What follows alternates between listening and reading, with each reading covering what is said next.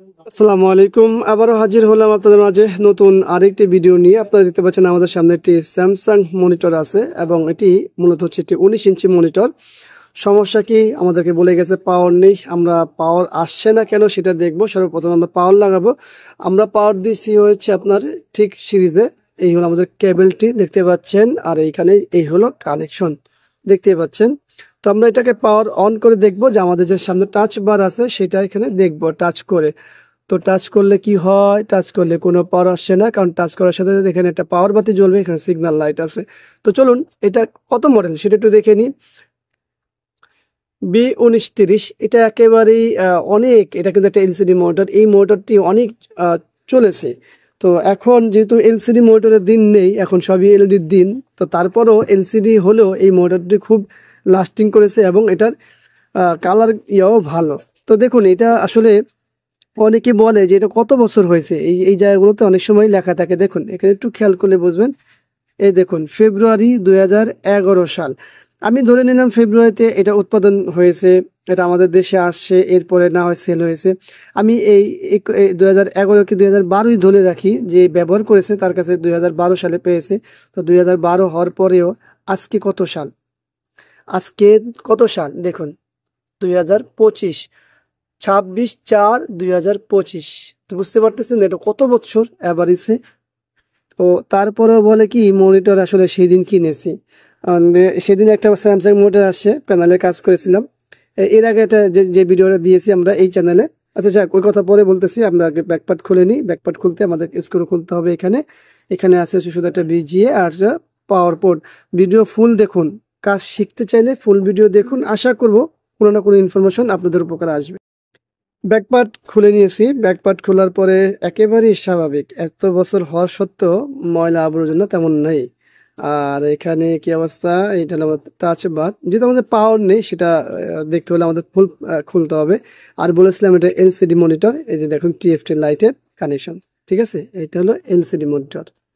তো চলুন, এই দেখুন এখন ইনটেক দেখতে পাচ্ছেন, এখনো ইনটেক। এই ফার্স্ট টাইম খোলা হয়েছে 2011 অথবা ধরেন আপনারা 22-এ ব্যবহার শুরু হয়েছে। 22-এ ব্যবহার সত্ত্বেও কত সুন্দর এখনো পরিষ্কার পরিচ্ছন্ন। তো যাই হোক, এটা যেখানে ব্যবহার হয়েছে হয়তো বা সেই জায়গাটি খুব ভালো। এই হলো আমাদের পাওয়ার বোর্ড, পাওয়ার সেকশন। তো এই যে হলো আমাদের পাওয়ার আইসি, এখানে এগুলো সব হলো সেকেন্ডারি।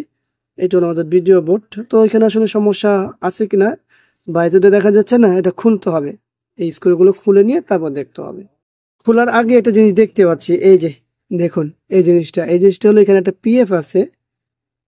হ্যাঁ, এটা হলো একটা পিএফ আছে ঠিক এই জায়গাটায়।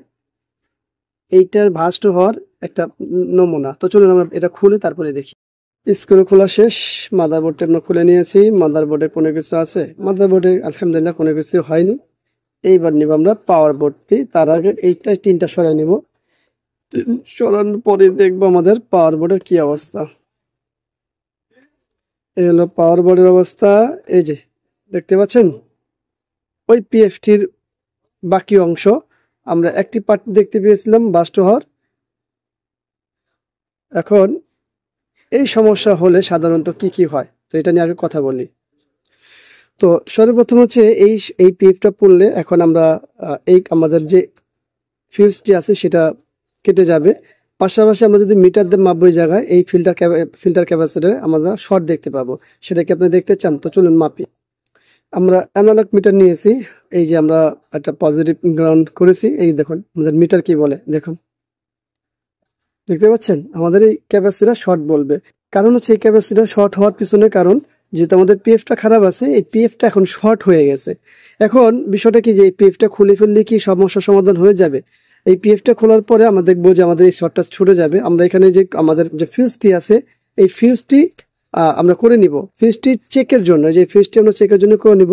অনেক ক্ষেত্রে আমরা দেখতে পাই যে এই সমস্যা হলে অনেক ক্ষেত্রে আমাদের এই ডায়োড শর্ট হয়, অথবা আমাদের এই যে পাওয়ার আইসি আছে যেটাকে আমরা পাওয়ার আইসি বলি, দেখুন এটার নাম্বারটি।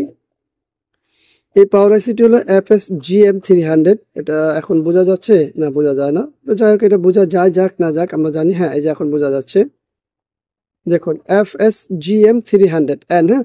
তো এই আইসিটা অনেক সময় শর্ট হয়, তবে সব সময় না। এই পিএফটি এখন পরে আগে খুলে নিতে হবে। এরপর আমাদের এই ডায়েট শর্ট হয় কিনা সেটাও দেখে নিতে হবে, পাশাপাশি ফিউজটা করে নিতে হবে। করার পরে আমরা সিরিজ আবার পাওয়ার দিব। যদি আমাদের ভোল্টেজ চলে আসে সেকেন্ডারিতে 5 ভোল্ট এবং 12 ভোল্ট যদি চলে আসে তো আমাদের কোনো সমস্যা নেই। তো সেক্ষেত্রে আমরা এই আইসিটি চলবে। আর যদি তারপরেও না আসে বা আদার্স কোনো সমস্যা দেখায় সেক্ষেত্রে আইসিটি পরিবর্তন করতে হবে। তো এটা খেয়াল রাখবেন আপনারা সকলেই যে এই পিএফ খোলার পরে আর শর্ট আছে কিনা সেটা দেখে নেবেন। আমরা তো করে দেখি কি রেজাল্ট আসে। আমরা পিএফটি খুলে ফেলছি, যে পিএফটি খুলে ফেলছি, পাশাপাশি আমরা এখন দেখবো যে আমাদের শর্ট আছে কিনা। দেখুন কোনো শর্ট নেই। আমরা আমাদের মিটারটি পয়েন্টে লাগছে কিনা সেটা দেখার জন্য একটু দেখে নিলাম, এই যে। আর আমাদের এখানে ক্যাপাসিটরের কোনো শর্ট নেই। এখন এই শর্ট না থাকা সত্ত্বেও কিন্তু আমাদের এই ডায়েটগুলো খারাপ হয়। এই ডায়েটগুলো আমরা মেপে নিয়েছি, এই ডায়েটগুলো শর্ট নেই। আমাদের অপটিক কাপলারও অনেক সময় খারাপ হয় ফায়ারের কারণে। অপটিক কাপলার খারাপ হওয়ার সাথে আবার অনেক সময় এই ডায়েটটা শর্ট হয়। তো এগুলো আপনারা সকলে দেখে নেবেন। হ্যাঁ, আমি এগুলো সবই দেখে নিয়েছি, কোনো সমস্যা নেই। তো এখন বাকি হলো ফিউজটা একটু করে নিতে হবে। ফিউজটা করে নিতে হবে বলতে কি, জাস্ট চেকের জন্য অবশ্যই ফিউজটা পাল্টিয়ে দিবেন। আমরা চেকের জন্য এই ফিউজটা উল্টা সাইড দিয়ে করে নিব। পাশাপাশি আমরা সবকিছু চেষ্টা করব, কানেকশন করব, এরপরে ভোল্টেজগুলো দেখব। আর অবশ্যই সিরিজে পাওয়ার দিতে হবে, সেটা একটু মাথায় রাখতে হবে। আমরা এখানে সবকিছু কানেকশন করে নিয়েছি, টিএফটি লাইটের, এলবিডিএস কেবল, পাশাপাশি আমাদের সিগন্যাল লাইটের মেনু যেটা আছে সেটাও লাগিয়েছি। এখন আমরা পাওয়ার দিব। চলুন পাওয়ারটি দিব অবশ্যই সিরিজে, সিরিজ লাইনে পাওয়ার দিতে হবে। বিসমিল্লাহ, পাওয়ার চলে আসছে। তাহলে আমরা বিজে সিগন্যালটাও লাগিয়ে নিই, কি বলেন, একেবারেই সব দেখে ফেলি। আমাদের টিএফটি লাইট অন হয়েছে, হ্যাঁ অন হয়েছে। আমরা এখানে কেবলটি লাগিয়ে নিলাম। এখন আমরা জাস্ট অন খাড়া করব। দেখুন আমাদের ডাটাও চলে আসছে আর আমাদের একেবারে সম্পূর্ণ কমপ্লিট হয়েছে। তো আসলে এখানে কি কাজ করেছি ভাই, আপনারা সকলে দেখতে পেরেছেন। আমি এখানে শুধু একটা পিএফ চেঞ্জ করেছি, পাশাপাশি যে দিকের কথাগুলো বলেছি যে এইভাবে কাজ করলে আমাদের সমাধান হয়ে যাবে আশাবাদী। না হলে কি কি করতে হবে সেগুলো এই ভিডিও জুড়ে আমরা বলেছি, হয়তো দেখাইনি, কিন্তু খুব শর্টকাটে কিভাবে এই সমাধান করা যায় সেই বিষয়গুলো আমরা তুলে ধরার চেষ্টা করেছি। তো আমরা চেষ্টা করেছি আপনাদেরকে স্টেপ বাই স্টেপ আপনাদেরকে ইনফরমেশন গাইড করার জন্য। সেই স্টেপ বাই স্টেপ আপনারা যদি ফলো করেন ইনশাআল্লাহ আপনাদেরও কাজ হয়ে যাবে। না হলে আপনারা ওই আইসিটি পরিবর্তন করে নেবেন, তাহলেই আপনাদের হয়ে যাবে। তো ভিডিওটি যদি আমাদের ভালো লাগে, ভিডিওটি ভালো লাগলে লাইক কমেন্ট শেয়ার, অবশ্যই আমাদের এই চ্যানেলটি সাবস্ক্রাইব করবেন, পাশে থাকা বেল বাটন চাপ দিয়ে রাখবেন। এতক্ষণ ধরে যারা আমাদের ভিডিও দেখেছেন তাদেরকে অসংখ্য ধন্যবাদ। আবারও দেখাবো ইনশাআল্লাহ অন্য কোনো বিষয় নিয়ে। আজকের মধ্যে এখানেই বিদায়। আল্লাহ হাফিজ, আসসালামু আলাইকুম ওয়া রাহমাতুল্লাহি ওয়া বারাকাতুহু।